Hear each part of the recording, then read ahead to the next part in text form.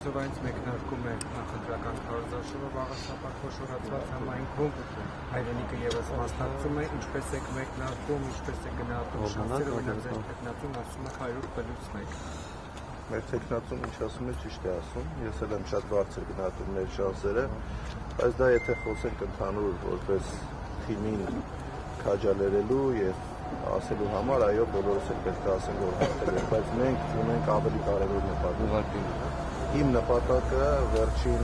առնվազն 5-6 տարին մեկն է, ազատվել այս իշխանություններից, ԿՊ-ին իշխանազատել եւ սա այն քայլերից է, որը մենք պետք է անենք վաղ շաբաթում եւ ես վստահ եմ, որ նոյեմբերի 16-ին մենք փաստելու ենք, որ ԿՊ-ն չկարողացավ վաղ շաբաթում վերցնել իշխանությունը։ Սա ենթադրում է, որ անգամ եթե միանձնյալ չհաջողվի ձևավորել իշխանություն, կհամագործակցեք այլ ուժերի։ Միանշանակ ցանկացած ընդդիմադիր ուժի հետ մենք պատրաստ ենք համագործակցել, դա մենք միշտ ենք ասել, բացեք համագործակցության համար, բայց մենք ամեն ինչ անելու ենք, որպեսզի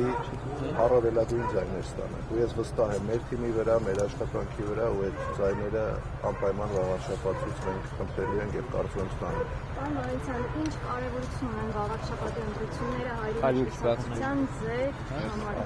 Վաղաշաբաթի ընտրությունները իհարկե շատ կարևոր իրադարձություն են հայրենիքի կուսակցության համար, բայց վաղաշաբաթի ընտրությունները պետք է դիտարկել մի քիչ ավելի լայն սպեկտրով, որովհետեւ վերջի ժամանակահատվածում, երբ հարձակում է իրականացվում հայրաքելական Սուրբ եկեղեցու վրա, իսկ Էջմիածինը մեր հոգևոր մայրաքաղաքն է ողջայության, մենք պետք է այդ տեսանկյունից նաև նայենք եւ հասկանանք եւ վաղ շաբաթում Էջմիածինցին պետք է իր հստակ խոսքը ասի, որ այն իշխանությունը, որը սկսել է գործել ընդդեմ հայ առաքելական Սուրբ եկեղեցու, չի կարող իշխանություն ձևավորել հոգևոր մայրաքաղաք։ Վարչական ռեսուրս է կիրառում իշխանությունը, ինչպես է պայքարել։ Վարչական ռեսուրսի դեմ պայքարելու ենք մեր ժպիտներով, մեր աշխատանքով, մեր խոսքով եւ ինչքան էլ իրանք վարչական ռեսուրս փորձեն կիրառել, ես վստահ եմ, որ որևէ արդյունքի չեն հասնելու, որովհետեւ քաղաքացիական պայմանագիր կուսակցությունը վաղ շաբաթում ես կասեի ողջ Հայաստանի Հանրապետության տարածքում այլևս այնքան ցածր վարկանիշ ունի եւ բնակչության կողմից աջակցություն, որ անգամ վարչական ռեսուրս կիրառելու դեպքում նրանց չի հաջողելու հաղթանակի հասնել վաղ շաբաթում։ Այստեղ կարող են մի բան անել, կարող են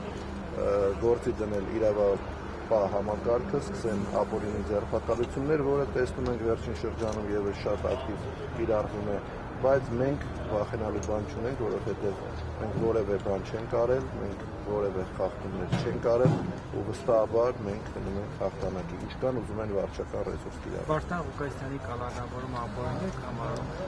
հանրապես տեղի ունեցող զարգացումը։ Վարդան Ղուկասյանի հետ տեղի ունեցածը սենց թե նենց ունի քաղաքական ենթատեքստ, անգամ եթե հետագայում պարզվի, որ նա կատարել է քրեական հանցագործություն, անգամ այդ պարագայում սենց թե նենց Վարդան Ղուկասյանի կալանավորումը եւ հետապնդումը ունի քաղաքական ենթատեքստ, բայց հաշվի առնելով այն մեղադրանքը, որը ներկայացվել է իրավապահ մարմինների կողմից Վարդան Ղուկասյանին, այս բանին զերծ կմնամ կոնկրետ գնահատական տալուց, տեսնենք ինչ զարգացումներ կլինեն, նոր դրանից հետո հստակ կխոսենք դրա մասին։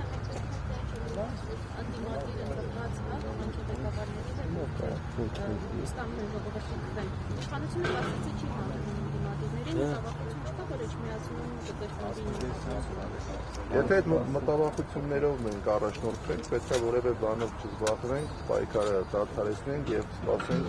տեսնենք թե ինչ կանի ԿՊ-ն մեր երկրի հետ։ Որևէ մտավախություն չկա, ելի եմ ասում, մենք